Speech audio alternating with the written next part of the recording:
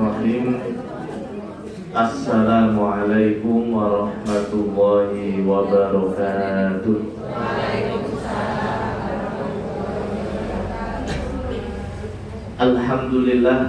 Alhamdulillahi rabbil alamin. Wassalatu wassalamu ala asyrafil anbiya'i wal mursalin, habibina wa syafi'ina Muhammadin sallallahu alaihi wasallam wa ala alihi wa ashabihi wa man sanna bi sunnatihi ila yaumiddin. Qala Allah ta'ala fi kitabihil karim, a'udzu billahi minasy syaithanir rajim. Yawma idzin tu'raduna la takhfa minkum khafiyah. Shadaqallahul azim. Amma ba'du. Yang kami hormati segenap jajaran pengurus Rumah Makan Gratis Wonosobo, yang kami hormati segenap pengurus Majelis Taklim ini, serta seluruh hadirin wal hadirat, Bapak Ibu yang namanya tidak mampu kami sebut satu persatu, namun insya Allah yang hadir pada majelis ilmu yang mulia ini disebut dibanggakan oleh Allah Subhanahu wa ta'ala di hadapan para malaikat yang mulia. Selanjutnya sholawat beriring salam semoga senantiasa tercurah limpahkan kepada uswah hasanah kita Nabiullah Muhammad sallallahu alaihi wasallam, yang telah membawa umatnya dari zaman jahiliyah menuju zaman Islamiyah, yang telah menjadi tauladan bagi kita dalam seluruh sisi kehidupannya. Bapak Ibu jamaah rahimakumullah, alhamdulillah pada pagi hari ini bukan hanya nutrisi ruhani yang kita dapatkan, nutrisi otak tadi ini ada senam otak tadi yang mungkin kalau nggak bisa kadang-kadang malah gemes kayak gitu. Namun insya Allah semua itu akan mendatangkan kebaikan bagi kita. Nah, terutama jadi tambah fresh nih. Dan kita akan membahas sebuah tema, yaitu muhasabah fi akhiris sanah. Muhasabah secara sederhana diartikan sebagai introspeksi, sebagai evaluasi, sebagai proses untuk memperbaiki diri. Fi akhiris sanah adalah di akhir tahun. Mengingat sekarang kita sudah berada di penghujung. Sekarang hari ini pada tanggal 29 Desember 2024, dan tinggal 2 atau 3 hari lagi biiznillah insyaallah kita akan masuk ke tahun yang baru, yaitu tahun 2025. Bergantinya bulan menjadi tahun, tahun menjadi windu menjadi abad. Kira-kira hal ini menambah umur atau mengurangi umur kita? Secara angka memang umur kita bertambah, namun secara sisa waktu yang kita miliki adalah berkurang. Maka seorang ulama tabi'in yang terkenal, yaitu Hasan al-Basri rahimahullah ta'ala, beliau mengatakan, innama ya ibna Adam innama anta ayyam. Wahai anak Adam, sesungguhnya kalian ini adalah kumpulan dari hari-hari. Fa'idha dhahabal ba'du dhahaba, fa'idha dhahabal ayyam dhahaba ba'du. Ketika hari telah berlalu, maka sesungguhnya bagianmu telah pergi atau telah berkurang. Maka sangat tepat bila momen akhir tahun ini kita gunakan untuk bermuhasabah, untuk mengevaluasi, mengintrospeksi, agar hidup kita lebih tenang, lebih baik. Ibu-ibu sekalian, kira-kira sebelum keluar dari rumahnya pagi tadi, kira-kira ngaca dulu atau tidak? Bercermin dulu atau tidak? Saya kira bercermin. Bahkan ada yang membawa cermin kemana? Karena apa? Pengen mengevaluasi, melihat apakah ada kotoran atau ada hal-hal yang tidak baik, yang tidak sesuai di wajahnya atau tidak. Kalau sudah bercermin, sudah oke, pasti dia akan lebih tenang, lebih percaya diri. Begitulah seharusnya manusia yang selalu bercermin atas amalnya sendiri. Kelak di hari kiamat, dia akan memiliki hati yang tenang, memiliki rasa percaya diri, karena dia selalu memperbaiki ketika masih ada di dunia. Ibu-ibu, bapak ibu jamaah rahimakumullah, mengapa kita perlu bermuhasabah?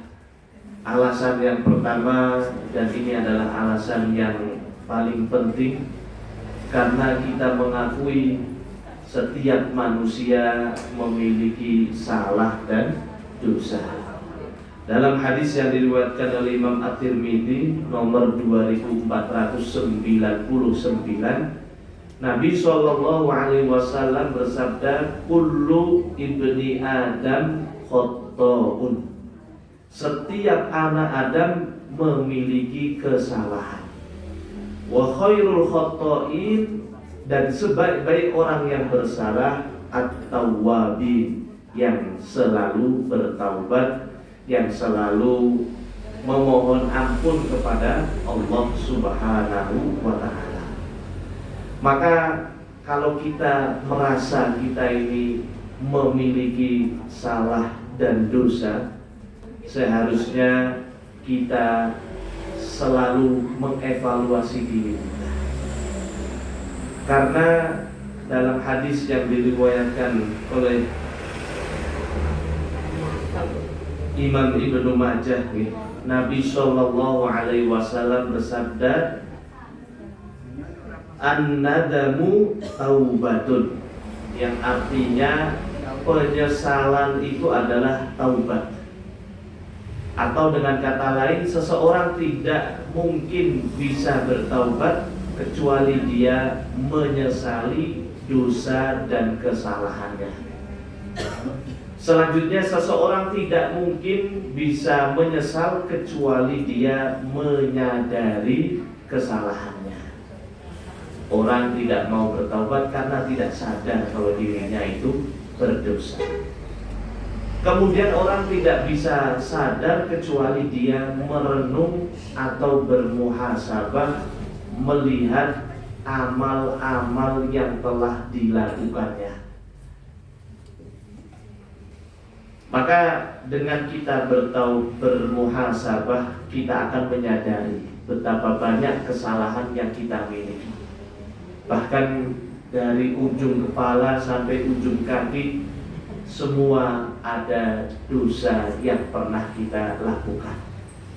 Sebaliknya, kalau tidak pernah bermuhasabah, tidak pernah sadar, maka sulit bagi dirinya untuk bertaubat.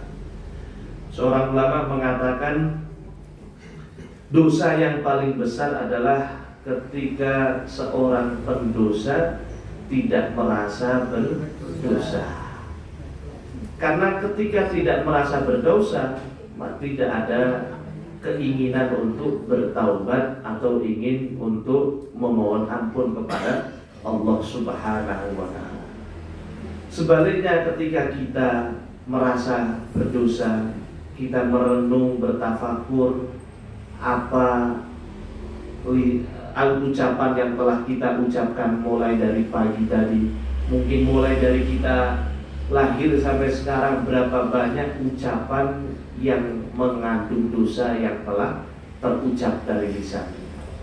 Sebaliknya, berapa banyak ucapan yang berpahala, lebih banyak mana di antara keduanya? Dengan kita menyadari itu, kita akan bertaubat, kita akan memohon ampun, dan kita akan kembali dicintai oleh Allah. Innallaha yuhibbut tawwabina wa yuhibbul mutatahhirin. Sesungguhnya Allah Subhanahu wa taala mencintai orang-orang yang senantiasa bertaubat. Tawwab ini adalah berulang kali bertaubat.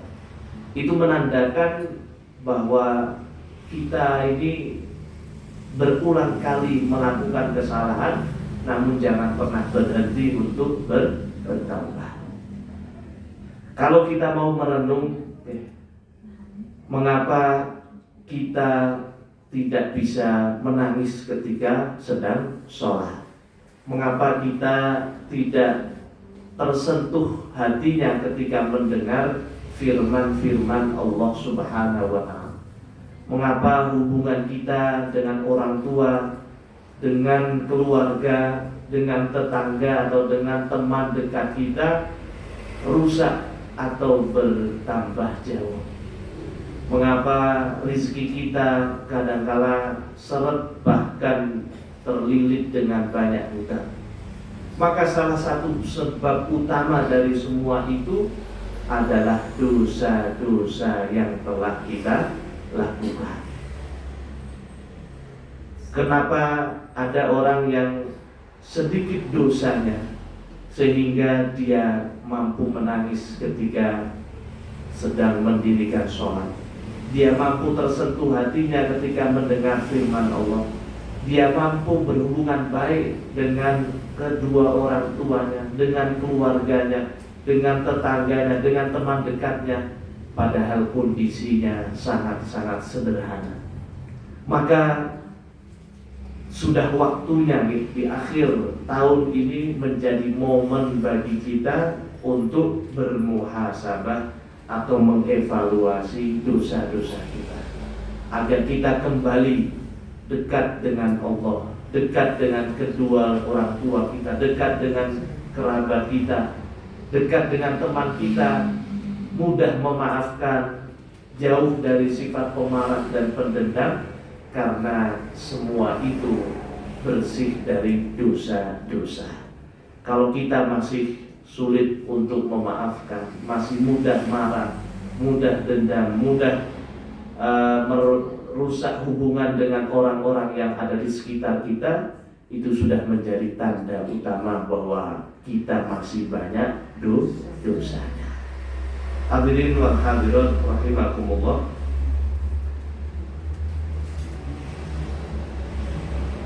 Selanjutnya yang kedua nih, bahwa taubat, bahwa muhasabah ini termasuk salah satu ibadah yang agung.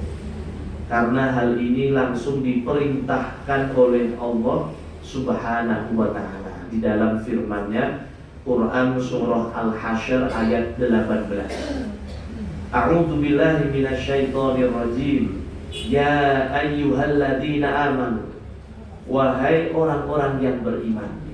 Maka kalau kita mengaku beriman, kita akan terpanggil dengan panggilan ini. Kita akan memperhatikan apa yang akan dipesankan oleh Allah kepada kita. Pesannya yang pertama, ittaqullah, bertakwalah kepada Allah Subhanahu wa ta'ala. Hari berganti hari, tidak lain ini untuk menguji apakah kita tetap beriman atau kita malah beralih menjadi orang yang tidak beriman. Dalam Al-Quran, surah Ali Imran ayat 140, Allah Subhanahu wa ta'ala berfirman, A'udzu billahi minasyaitonir rajim, wa tilkal ayyamu nudawiluha bainan nas. Dan kami pergilirkan hari-hari di antara manusia. Ada siang, ada malam, ada hari Senin, Selasa, terus berputar. Dan waktu akan terus berputar. Mengapa Allah putar? Alasannya adalah waliya'lamallahu alladhina amanu wa yattakhidha minkum syuhada, agar Allah mampu membedakan orang-orang yang beriman dan mana di antara mereka yang menjadi syuhada di jalan Allah Subhanahu wa taala. Karena memang di akhir zaman ini sesuai dengan hadis Nabi, yusbihu mu'minan wa yumsi kafirun. Berapa banyak orang yang paginya masih beragama Islam, sorenya sudah menjadi orang yang kafir. Berapa banyak orang yang dulunya sangat tawadhu, sangat lemah lembut, ketika Allah berikan jabatan berubah menjadi orang yang sombong, orang yang egois, ingin menang sendiri, orang yang sedikit-sedikit marah.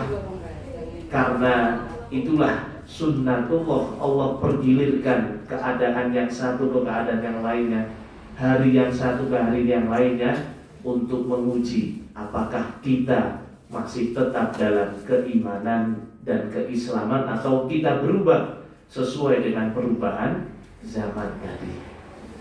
Bapak Ibu jamaah rahimakumullah, setelah itu Allah berfirman, setelah bertakwalah, yang kedua adalah wal tandur nafsum ma qaddamat liwat. Hendaknya setiap jiwa melihat apa yang telah dilakukan untuk hari esok. Berarti Allah memerintahkan kita untuk bermuhasabah, menilai apa yang sudah kita lakukan untuk hari esok, apa bekalnya. Apakah kita hanya berfoya-foya, kita hanya bersantai, bersukaria yang tidak ada artinya dan tidak bisa kita bawa setelah ajal menjemput kita, waliyadu billah. Maka mumpung semua itu belum terlambat, mari kita gunakan momen ini untuk bermuhasabah. Kemudian di ayat selanjutnya, ayat yang ke-19, Allah berfirman, a'udzubillahi minasyaitonirrajim, wala takunu kalladzina nasullaha fa'ansahum. Janganlah kalian melupakan Allah sehingga Allah melupakan kita.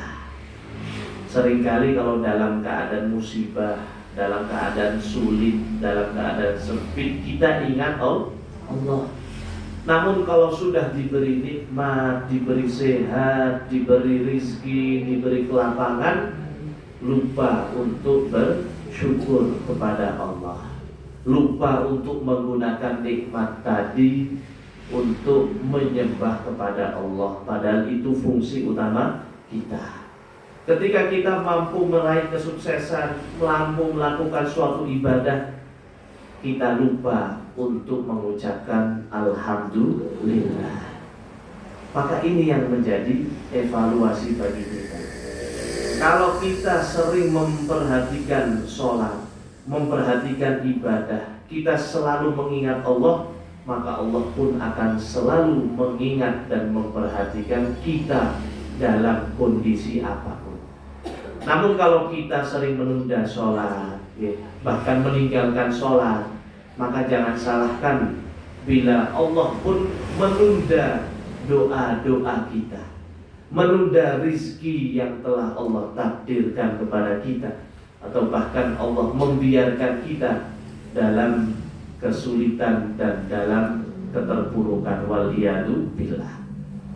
Maka sudah berapa puluh tahun kita menjauh dari Allah, sekarang waktunya kita untuk senantiasa mendekatkan diri kepada Allah. Sudah berapa puluh tahun kita menganggap yang paling penting itu adalah harta, dunia, tahta dan lain sebagainya.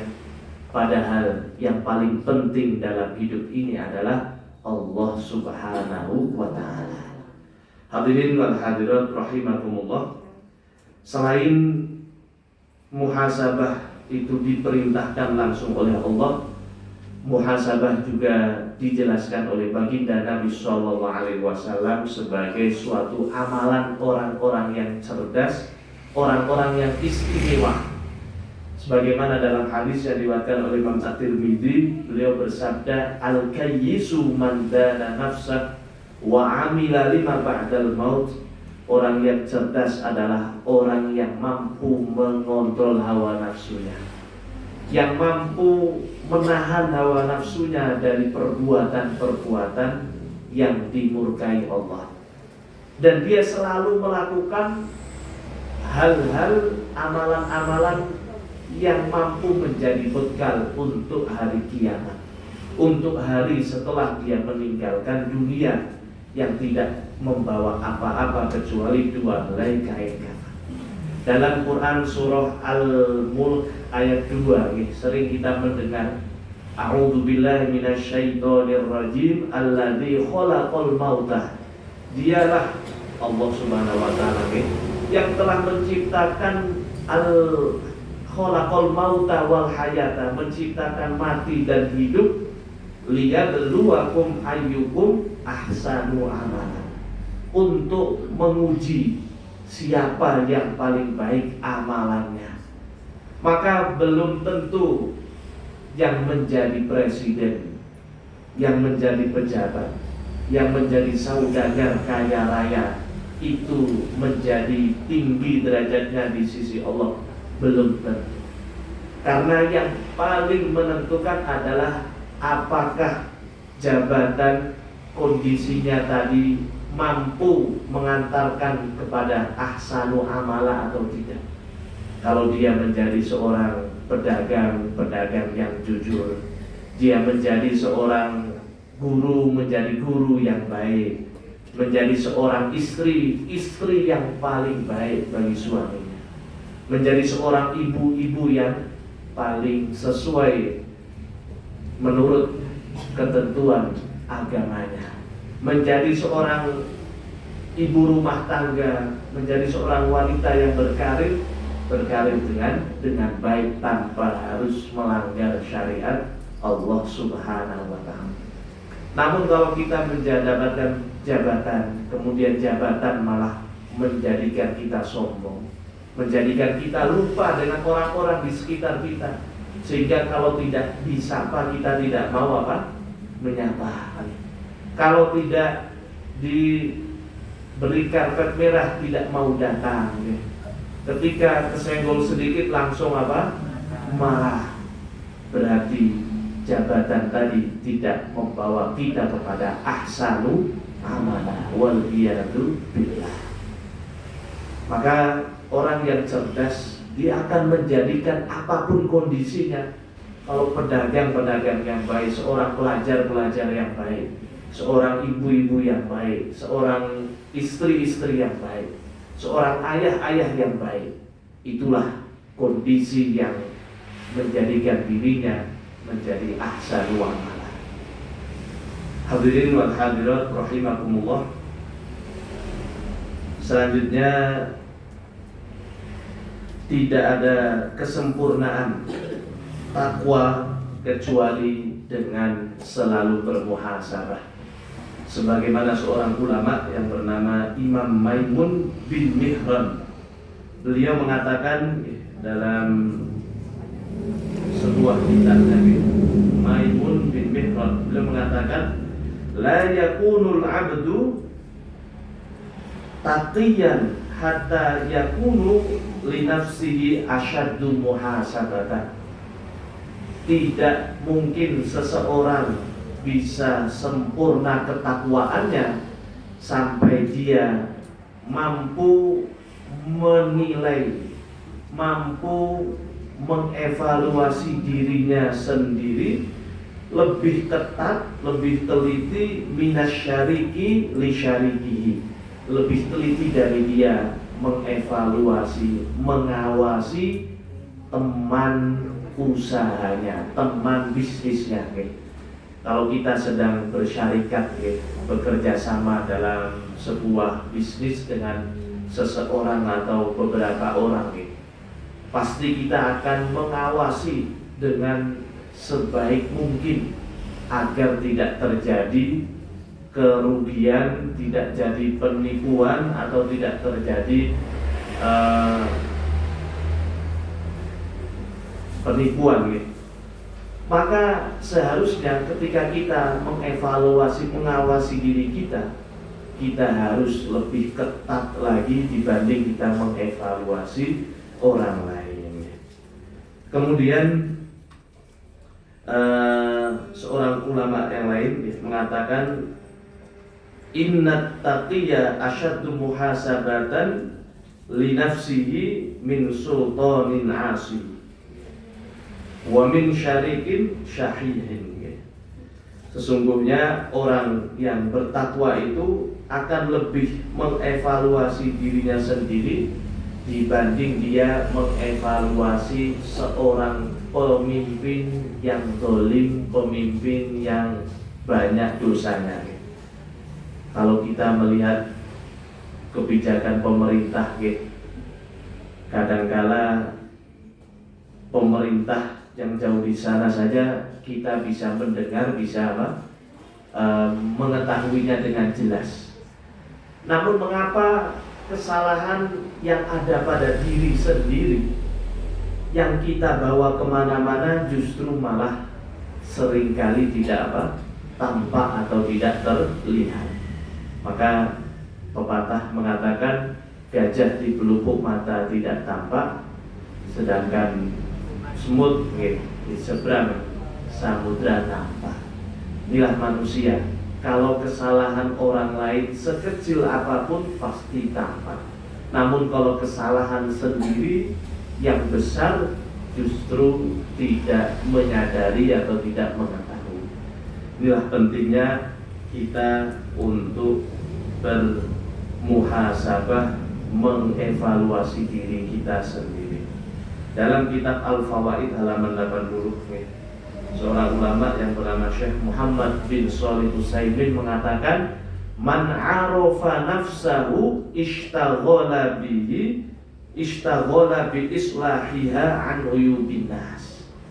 Barang siapa yang mengetahui dirinya sendiri, artinya dia kenal bahwa dirinya orang yang penuh dosa, penuh khilaf, penuh kekurangan. Kita tidak seperti Rasulullah SAW yang perkataannya saja dituntun oleh wahyu dari Allah. Maka kalau kita semakin kenal diri kita sendiri, kita akan sibuk biislahiha, sibuk memperbaiki diri kita sendiri. An uyubin nas, sampai kita lupa untuk melihat, apalagi mencari-cari aibnya orang lain. Maka sibuklah mencari atau mengevaluasi diri sendiri sampai tidak ada waktu kita untuk mencari kesalahan orang lain. Kemudian yang kedua, wa man 'arafa rabbahu ishtaghala bihi an hawa nafsihi. Dan barang siapa yang mengenal Tuhannya, mengenal Allah Subhanahu wa ta'ala dengan sebaik-baiknya. Allah Maha melihat, Allah Maha kuat, Allah Maha mengetahui. Maka dia akan sibuk untuk mengontrol hawa nafsunya. Hidup bukan sak penake dhewe, namun hidup itu sesuai dengan kemauan Allah Subhanahu wa ta'ala. Hadirin wal hadirat rahimakumullah. Jadilah orang yang istimewa sebagaimana Nabi kita Nabi Muhammad sallallahu alaihi wasallam. Beliau walaupun sudah dijamin ampunannya sebagaimana termaktub dalam Quran surah Al-Fat ayat 1 ayat 2 gitu. A'udzu billahi minasyaitonir rajim. Inna fatahna laka fatham mubina. Sesungguhnya kami telah berikan kemenangan yang nyata. Liyaghfira lakallahu ma taqaddama min dzambik. Dan Allah telah mengampuni dosa-dosanya. Dosa siapa? Nabi Muhammad sallallahu alaihi wasallam. Ma taqaddama, yang telah lalu, wa ma ta'akhkhar, maupun yang akan datang atau yang nanti akan beliau lakukan, sudah dijamin ampunannya oleh Allah Subhanahu wa ta'ala.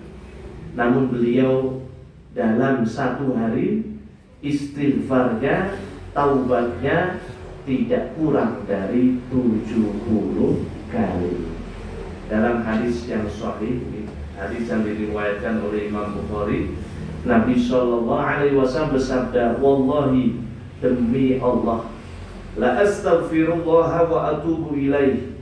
Aku sungguh memohon ampun kepada Allah dan bertaubat kepadanya fil yaumi, dalam satu hari, akthar min sab'ina marrah, lebih dari 70 kali istighfar, 70 kali taubat." Padahal seorang nabi yang sudah dijamin ampunannya, seorang nabi yang sudah diberi wahyu, diberi petunjuk dalam setiap langkah dalam hidupnya. Inilah orang yang istimewa. Karena apa? Walaupun tidak salah, masih tetap melakukan istighfar dan juga bertaubat. Kalau kita kadang-kala sudah salah namun masih menunda istighfar dan taubat. Nabi Shallallahu Alaihi Wasallam setiap setelah sholat salam assalamualaikum, assalamualaikum, yang terucap pertama kali astagfirullahaladzim. Inilah orang yang langka. Begitu pula dalam kehidupan kita, kalau ada orang yang meminta maaf ketika berbuat salah, itu sudah hal yang biasa. Namun kalau ada orang yang mampu meminta maaf padahal dia tidak salah, inilah orang yang luar biasa. Contoh dalam kehidupan berumah tangga itu anak kita saja. Ketika anak kita salah, kemudian kita yang minta maaf, mohon maaf ya nak, ibu tidak bisa menasihati, atau ibu yang salah. Kira-kira anak tadi tersentuh atau tidak hatinya? Pasti akan tersentuh. Namun kalau anak sudah salah, mungkin hatinya atau emosinya sedang tidak stabil, malah kita salah-salahkan contohnya. Maka akhirnya bukan nasihat yang masuk, namun malah bertambah emosi. Suami kita, istri kita juga bagi bapak-bapak, ketika ada permasalahan, walaupun mungkin kita tidak salah, kalau kita minta maaf terlebih dahulu, inilah orang yang luar biasa. Dan dalam hadis yang diriwayatkan oleh Imam Muslim, Nabi Shallallahu Alaihi Wasallam bersabda, "Ya ayyuhan nas, wahai manusia, tubu ilallah, bertaubatlah kepada Allah. Fa inni atubu fil yaumi, maka sesungguhnya saya ini bertaubat dalam satu hari, mi'atu marrotin, sebanyak 100 kali taubat." Masya Allah.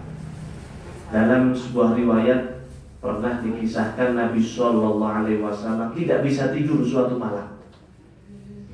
Kemudian beliau bercerita apa sebab beliau tidak bisa tidur. Bukan karena kehilangan sesuatu di dunia nih, bukan karena ada saudaranya yang meninggal, namun beliau tidak bisa tidur karena beliau tanpa sengaja, tanpa beliau ketahui, memakan kurma dari zakat atau sedekah. Maka kemudian beliau berusaha untuk mengeluarkan kurma tadi. Kalau kita lihat, karena tidak tahu, seharusnya kan rufi al-qalam an thalah, diampuni dosa bagi 3 golongan. Yang pertama adalah orang yang tidur sampai dia bangun, bukan berarti sholat subuh mendengar adzan, wah tidur lagi kata Ustadz sampai bangun nanti dimaafkan, nggak sholat, tidak. Namun sampai dia sadar sudah dibangunkan kok tidur lagi, ya berarti ini dosa. Namun kalau ketiduran, betul-betul ketiduran, tidak ada yang membangunkan, maka ketika terlewat satu ibadah, sholat contohnya, dia termaafkan. Yang kedua adalah orang yang lupa sampai dia ingat. Dan yang ketiga orang yang gila atau orang yang lupa sampai dia sadar atau kembali ingat. Sehingga Nabi Shallallahu Alaihi Wasallam walaupun dalam keadaan syubhat seperti ini, memakan kurma yang beliau tidak tahu kalau ternyata kurma ini zakat, dan Nabi Shallallahu Alaihi Wasallam beserta keluarganya itu dilarang untuk memakan harta zakat. Kemudian beliau menyesali dan bahkan pengen mengeluarkan, saking takutnya kalau ada makanan yang subhat bahkan yang haram masuk ke dalam tubuhnya. Begitu pula Abu Bakar radhiyallahu anhu. Abu Bakar pernah pulang dari sebuah perjalanan, masuk rumah, beliau meminum susu yang ada di atas meja. Setelah diminum, pembantunya atau rewangnya itu baru mengetahui, baru mengingatkan, wahai Abu Bakar, susu itu merupakan hasil dari atau aku beli dari uang hasil aku dulu menjadi seorang dukun atau seorang panorama, paranormal. Pokoknya ada gitu. Nah, kemudian Abu Bakar akhirnya merasa uang hasil dari perdukunan ini kan syirik ya, sehingga uangnya tidak halal, tidak berkah. Maka Abu Bakar berusaha untuk mengeluarkan susu tadi, sampai disebutkan beliau sampai jatuh pingsan ya, saking takutnya. Dan ketika telah sadar kembali, beliau mengatakan, andaikan ada nyawa yang bisa saya beli, saya mau beli nyawa lagi, karena nyawa yang ini sudah termasuk susu dari harta yang tidak halal tadi. Dan beliau mengatakan, ingat suatu sabda Nabi, kullu lahmin nabata min haramin fannaru aula bih. Setiap daging yang tumbuh dari harta yang tidak halal, maka neraka lebih berhak untuk dirinya. Artinya dia akan masuk ke dalam neraka. Waliyadu billah. Sedemikian hati-hatinya mereka, sedemikian mawas dirinya, mengawasi semua yang masuk yang mereka lakukan, agar apa? Agar kita bisa selamat di dunia maupun di akhirat. Karena kalau di dunia dosa tadilah yang menjadikan kita banyak masalah, jauh dari keluarga, jauh dari orang tua, jauh dari orang sekitar kita. Bahkan mau sholat saja malas karena hatinya mengeras akibat dosa-dosa kita. Kalau kita tidak mau bermuhasabah, kita tidak mau menyadari bahwa kita memiliki dosa, sehingga kita tidak pernah akan bertaubat. Waliyadu billah. Dalam kisah yang lain, dalam kitab Durus li Syekh Nabil Al-Awadi disebutkan seorang ulama yang bernama Ubaidillah bin Umar. Ubaidillah bin Umar ini suatu hari kedatangan seorang tamu. Ketika tamunya ini datang, sampai adzan Isya, tamunya belum pulang. Baru kemudian setelah itu tamunya pulang. Maka Ubaidillah bin Umar ini setelah pulangnya tamunya tadi, beliau ke masjid mencari jamaah, mengejar sholat jamaah. Ternyata di masjid sholat jamaahnya sudah selesai. Kalau ibu-ibu ketika sholat ke masjid, contohnya bapak-bapak ke masjid sholat jamaahnya selesai, kira-kira apa yang dilakukan? Pulang atau mencari masjid yang lain? Sholat sendiri gitu. Kalau Ubaidillah bin Umar ini, beliau saking tidak ingin kehilangan ibadah, walaupun ibadahnya sunnah, beliau mencari masjid yang lain. Ternyata di masjid yang satunya juga sudah selesai. Beliau cari lagi sampai hampir semua masjid yang ada di sekitarnya sudah selesai sehingga tidak mendapatkan sholat jamaah. Maka kemudian Ubaidillah bin Umar pulang sholat istirahat, dan ketika tidur beliau bermimpi beliau sedang menaiki seekor kuda, dan di depannya dengan beberapa jarak ada segerombolan orang yang menaiki kuda juga. Namun anehnya setiap Ubaidillah bin Umar menambah kecepatan kudanya ini, selalu kelompok yang ada di depannya juga menambah, artinya tidak bisa terkejar. Maka akhirnya Ubaidillah bertanya, siapakah kalian ini sebenarnya? Maka dikatakan, kami adalah orang yang sholat berjamaah, dan kamu tidak akan mungkin bisa mengejar kami karena kamu sholatnya tidak berjamaah. Saking betapa merasa sedihnya terbawa ke mimpi. Kalau ibu-ibu ya tentu menyesuaikan keadaan. Kalau tidak mungkin, insya Allah seorang wanita, seorang muslimah boleh sholat di rumah.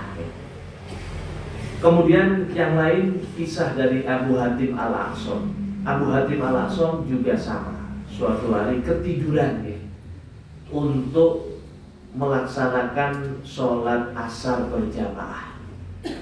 Maka ketika beliau bangun merasa sholat asar berjamaah sudah lewat, beliau bersedih menangis. Dan jamaah yang ada di masjid tadi merasa heran, mana Abu Hatim Al-Aqsam, kok tidak terlihat, bagaimana keadaannya. Maka mereka pun mengunjungi Abu Hatim Al-Aqsam. Ketika dikunjungi menemukan Abu Hatim sedang menangis. Ditanya, apa yang membuatmu menangis? Apakah anakmu meninggal? Apakah hartamu hilang dan lain sebagainya? Abu Hatim menjawab, tidak.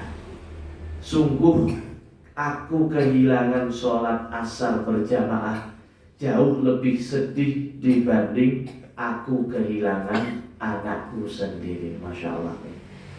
Betapa mulianya, betapa ghiroh atau tekadnya untuk meraih hasil yang maksimal untuk akhirat itu sangat-sangat besar, sehingga kehilangan satu ibadah sunnah saja sudah menjadi kesedihan bagi mereka. Maka kita harus mengevaluasi diri kita nih, mana yang lebih sedih, ketinggalan rombongan jalan-jalan ke pantai atau rombongan pengajian ke masjid. Kira-kira lebih sedih mana ibu-ibu? Di rombongan ke masjid di pantai ini. Hadirin wal hadirat rahimakumullah. Orang yang sering melakukan muhasabah, baik itu muhasabah tentang amal ibadahnya atau mengenai dosa-dosa yang dilakukannya, dia akan mendapatkan hisab yang ringan di hari kiamat. Kalau hisab yang ringan artinya dia tidak perlu masuk atau transit dulu ke neraka, karena sudah terleburkan oleh taubatnya setelah dia bermuhasabah. Dalam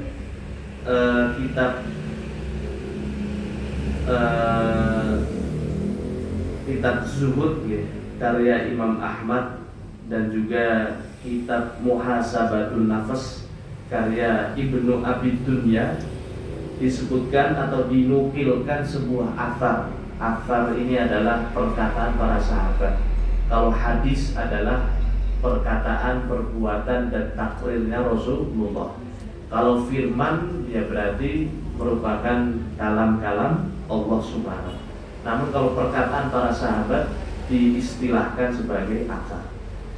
Dalam sebuah athar, Umar bin Khattab radhiyallahu anhu berkata, hasibu anfusakum qabla an tuhasabu.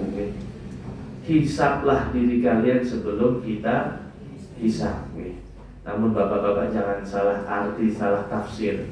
Berarti kita suruh menjadi ahli hisab. Akhirnya setelah pulang ini beli rokok satu slot gitu. Hisab di sini adalah mengevaluasi, menilai amal-amal yang telah kita lakukan ya. Sebelum kita nanti di akhirat dihisab. Wazinu anfusakum qabla an tuzanu, dan timbanglah amal kita sebelum nanti kita ditimbang. Kalau kita menghitung amalan kita saat ini, masih ada waktu untuk memperbaiki diri. Namun kalau kita nanti dihisabnya di akhirat, kalau sudah di akhirat maka tidak ada kesempatan untuk memperbaiki diri, karena akhirat itu darul jaza la darul amal, tempat dibalas bukan tempat untuk beramal. Maka nggak apa-apa kita bercapek-capek sholat, bercapek-capek ke majelis ilmu, bercapek-capek bangun malam, bercapek-capek kita mencari harta yang halal, bercapek-capek kita menahan amarah, menahan dendam, karena itu hanya sebentar, yaitu di dunia saja. Di akhirat sudah nggak ada tanggungan kita untuk beribadah. Kemudian Umar mengatakan, fa innahu ahwana 'alaikum fil hisabi ghadan an tuhasabu anfusakum yaum. Karena hal tersebut akan menjadikan kita ringan di yaumul hisab, di hari perhitungan, ketika kita sudah menghitung-hitung amalan kita pada hari ini. Wa tazayyanu lil 'ardil akbar, dan bersiaplah untuk memasuki hari yang sangat besar, yaitu apa? Hari kiamat, di mana semua orang akan ditampakkan amal-amalnya, mulai dari lahir sampai nanti meninggal, baik amalan yang terlihat maupun yang tidak terlihat. Yauma idzin tu'raduna la takhfa minkum khafiyah. Umar membacakan Quran surah Al-Qiyamah ayat 18. Pada hari itu tu'raduna, tu'radun, pada hari itu semua amalan akan ditampakkan, la takhfa minkum khafiyah, tidak ada satupun yang bisa disembunyikan. Karena yang akan menjadi juru bicara bukan lagi lisan. Lisan seringkali terpleset, seringkali berbohong, berdusta. Dalam Quran surah Yasin ayat 65, Allah berfirman, a'udzubillahi minasyaitonir rajim, al-yauma nakhtimu ala afwahihim. Pada hari ini kita kunci semua lisan perkataan mereka. Wa tukallimuna aydihim, dan yang akan berbicara adalah tangan-tangan kita. Wa tashhadu arjuluhum, dan yang menjadi saksi langsung kaki kita sendiri, bima yaksibun, atas apa yang telah mereka lakukan. Dan sebetulnya untuk bermuhasabah tidak harus nunggu akhir tahun. Sebagaimana Umar setiap hari bila beliau melakukan kebaikan, beliau masukkan satu kerikil ke kantong sebelah kanan. Bila melakukan keburukan atau dosa, beliau memasukkan kerikil ke kantong sebelah kiri. Dan nanti setiap sebelum tidur akan dihisab, akan dihitung mana yang lebih banyak amal baiknya atau amal buruknya, dan amal buruknya akan segera ditaubati. Hal ini pun sesuai dengan yang Allah wahyukan di kitab Zabur gitu. Kitab Zabur, kitabnya Nabi siapa? Ibu Bapak Ibu sekalian gitu. Kitabnya Nabi Dawud gitu. Di mana dalam kitab Zabur disebutkan auhallahu ta'ala ila Dawud alaihi salam, telah diwahyukan oleh Allah kepada Nabi Dawud alaihi salam, annal aqil al hakim, orang yang akalnya sempurna, wal alimul wa kamilul ilm, Dan orang yang sempurna ilmunya adalah yaksimu ala hadhil a'mal. Dia membagi harinya itu menjadi 4 perbuatan. Yang pertama apa? Sa'atun yunaji fiha rabbahu. Dalam satu hari, orang yang sempurna akalnya, sempurna imannya, pasti memiliki waktu khusus untuk beribadah kepada Allah, baik yang wajib maupun yang sunnah. Malam sepertiga malam khusus untuk ibadah, subuh, setelah subuh khusus untuk ibadah. Namun apakah 24 jam ibadah terus? Tidak. Yang kedua, wasa'atun yusahibu fiha nafsah. Yang kedua, memiliki waktu khusus untuk bermuhasabah. Jadi jangan sampai satu hari lewat tanpa kita bermuhasabah. Karena kalau tidak dimuhasabahi, yang jelek akan terus terulang, yang buruk terulang, yang baik malah kadang-kala hilang dari amalan kita. Kemudian yang ketiga, wasa'atun yamshi fiha ila ikhwanil ladzi. Dan yang ketiga, memiliki waktu khusus untuk berjalan kepada saudara kita. Artinya untuk bermuamalah. Seorang ibu yang berarti ada waktu khusus untuk muamalah dengan anaknya. Minimal ngobrol bagaimana hari ini nak, ada masalah apa, dan lain sebagainya. Jadi tidak hanya kita memikirkan diri sendiri, kita perlu bermuamalah. Apalagi ketika kita bermuamalah dengan orang yang solih-solihah, kita akan mendapatkan orang yang mengingatkan kita ketika kita salah, kemudian memotivasi kita ketika kita sedang jatuh atau sedang turun. Itulah penting bagi kita dalam satu hari juga ada waktu untuk bermuamalah. Seorang ayah berangkat masih gelap, pulang sudah gelap. Berangkat anaknya masih tidur, pulang sudah tidur lagi. Maka ini tidak baik. Ya minimal kalau memang pekerjaannya seperti itu, minimal ada waktu untuk apa? Dengan adanya HP mungkin bisa video call, atau bisa berkomunikasi dengan HP. Dan yang ketiga, yang keempat, sa'atun minha yakhla yatruku baina nafsi wa baina ladabil halal. Yang keempat adalah waktu khusus untuk mengosongkan dari hal-hal yang disukai hawa nafsu, padahal hal tersebut adalah hal yang halal. Contohnya tidur setelah subuh, boleh atau tidak kira-kira ibu? Boleh saja. Namun kita rela menahan ngantuk setelah subuh untuk apa? Berzikir, untuk baca Al-Quran, atau untuk mengerjakan pekerjaan rumah tangga ini.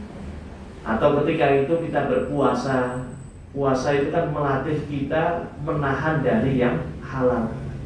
Yang halal saja bisa kita tahan, apalagi yang haram dan seperti itu. Baik, itu beberapa hal yang menjelaskan pentingnya muhasabah. Selanjutnya, bagaimana proses muhasabah itu? Menurut bahasa tadi, introspeksi atau menghitung atau mengevaluasi.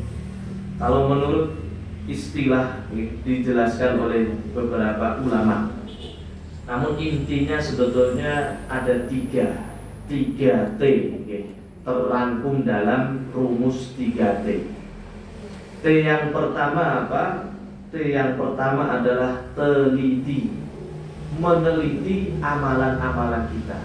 Kalau harian yang mulai dari bangun tidur sampai sebelum tidur ini, apa yang sudah kita ucapkan, apa saja yang sudah kita lihat, apa saja yang sudah kita dengarkan, bahkan hati kita apa yang sudah kita ngerasani dalam hati ini, itu ngerasani yang baik-baik atau malah yang buruk. Semua kita teliti. Kemudian setelah itu T yang kedua yaitu tobat. Kalau misalnya lisan melakukan dosa, penglihatan melakukan dosa, pendengaran melakukan dosa, setelah diteliti jangan kemudian dibiarkan, namun apa? Ditaubati, beristighfar, memohon ampun. Dan bertaubat itu menyesal, memohon ampun sekaligus bertekad untuk tidak mengulangi.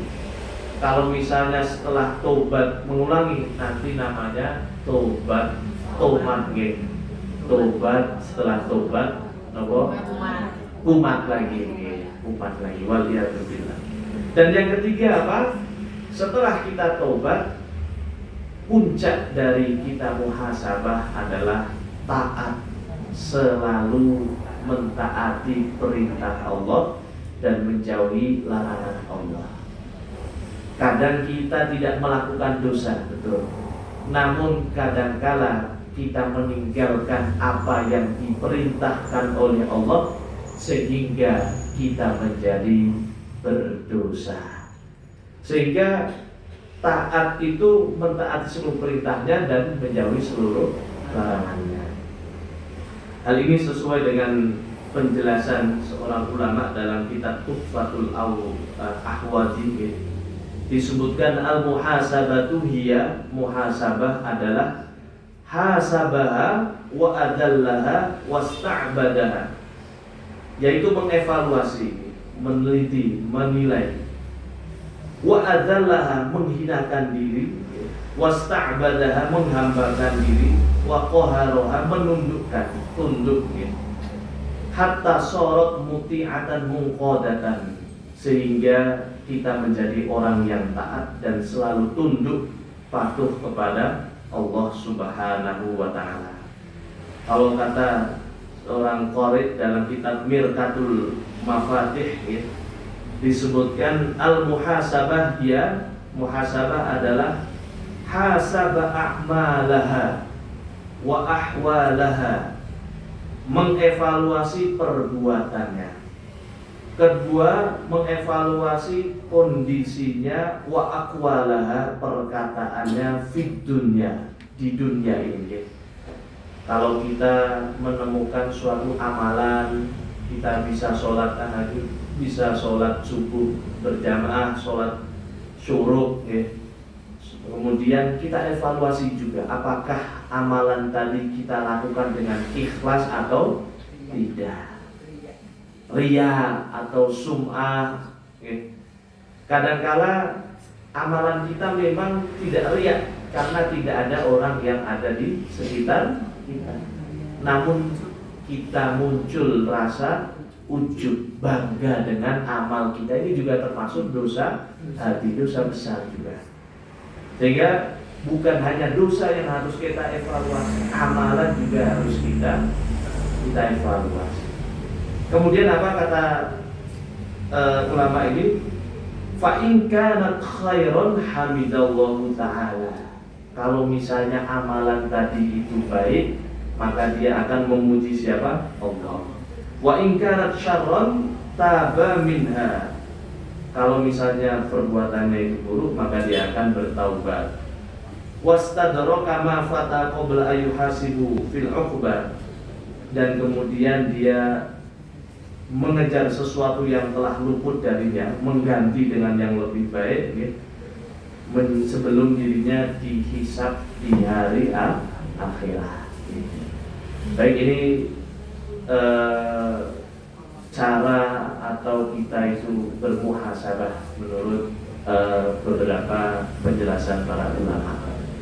Dan semoga kita dimudahkan oleh Allah untuk mengevaluasi diri kita, tidak hanya setahun sekali, tidak hanya sebulan sekali, namun setiap hari. Bahkan syukur-syukur setiap hari habis berkata kita evaluasi salah atau tidak.